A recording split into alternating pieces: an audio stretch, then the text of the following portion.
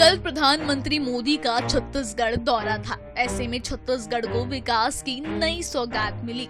बिलासपुर में कल का दिन ऐतिहासिक रहा। प्रधानमंत्री नरेंद्र मोदी ने छत्तीसगढ़ को 33,700 करोड़ रुपए की विकास परियोजनाओं की सौगात दी। इनमें रेलवे, सड़क, बिजली, गैस पाइपलाइन और शिक्षा से जुड़े कई बड़े प्रोजेक्ट शामिल हैं।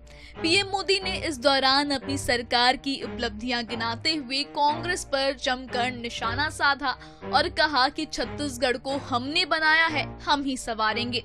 प्रधानमंत्री ने अपने संबोधन में कहा कि कांग्रेस सरकार के कार्यकाल में छत्तीसगढ़ में भर्ती परीक्षाओं में बड़े-बड़े घोटाले हुए। बेरोजगार युवाओं के भविष्य के साथ खिलवाड़ किया गया। लेकिन भाजपा की सरकार ने आते ही इन घोटालों की जांच शुरू कर दी और दोषियों को सजा दिलाने का काम किया।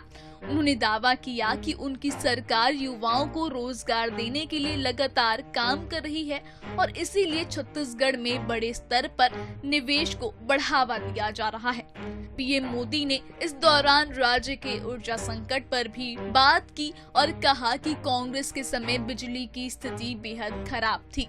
लोग बिजली के लिए तरसते थे, लेकिन भाजपा सरकार लगातार नए पावर प्लांट लगा रही है और छत्तीसगढ़ को ऊर्जा का हब बनाने की दिशा में काम कर रही है। इसी के साथ प्रधानमंत्री ने पीएम सोलर योजना का जिक्र किया और बताया कि इस योजना से घरों में बिजली का बिल अब 0 हो सकता है। लोग अपनी छतों पर सोलर पैनल लगाकर खुद बिजली बना सकते हैं और जरूरत से ज्यादा बिजली को सरकार को बेच भी सकते हैं।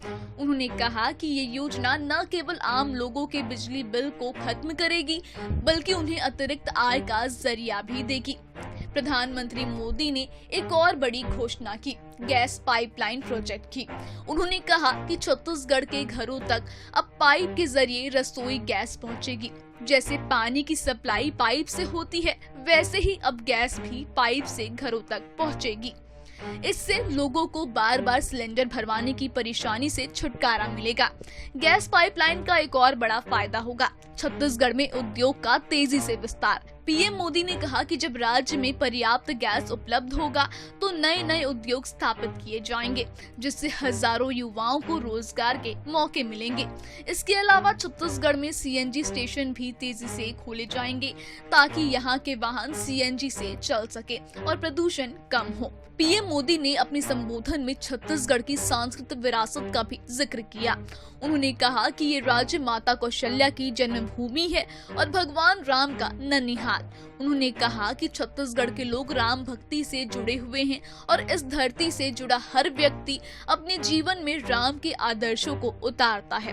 प्रधानमंत्री ने कहा कि उनकी सरकार राम वनगमन पथ के विकास के लिए पूरी तरह प्रतिबद्ध है, ताकि राज्य में धार्मिक पर्यटन को और बढ़ावा मिल सके। प्रधानमंत्री मोदी के इस दौरे का एक भावुक पल भी देखने को मिला, जब बिलासपुर की एक छात्रा मोहिनी प्रधानमंत्री की पेंटिंग लेकर आई। मोदी ने मंच से ही उसे धन्यवाद दिया और अधिकारियों को निर्देश दिया कि वे छात्रा से पेंटिंग लेकर आए। इसके बाद उन्होंने मोहिनी को चिट्ठी लिखने का वादा किया। अपने संबोधन के दौरान पीएम मोदी ने कांग्रेस पर भी जमकर हमला बोला। उन्होंने कहा कि कांग्रेस की सरकार ने छत्तीसगढ़ को घोटालों और भ्रष्टाचार में डुबो दिया था, लेकिन भाजपा की सरकार राज्य को विकास के रास्ते पर आगे बढ़ा रही है।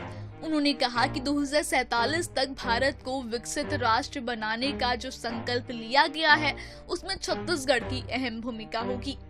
तो छत्तीसगढ़ को कई बड़ी सौगातें मिली हैं। पीएम मोदी ने विकास की नई राह दिखाने का दावा किया और कांग्रेस सरकार की नाकामियों पर सवाल उठाए।